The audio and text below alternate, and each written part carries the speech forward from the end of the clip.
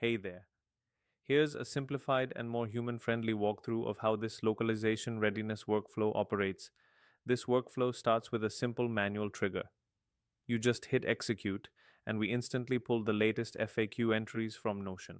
Then we fetch all FAQ pages, including questions and answers that need localization review.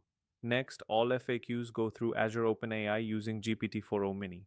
The AI checks for things like unclear phrasing, region-specific references, cultural issues, or jargon that may cause mistranslation. We then parse this AI output using a code step so everything becomes structured: score, issues, content priority, recommendations, and raw response tied back to each FAQ.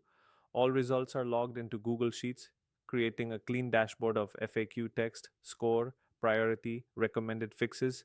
This becomes your central reference for localization readiness. From here, we filter insights to focus on critical content. If an FAQ receives a score of 15 or less, it is automatically considered high risk. These usually point to high chance of mistranslation, cultural relevance problems, confusing context, region specific phrasing.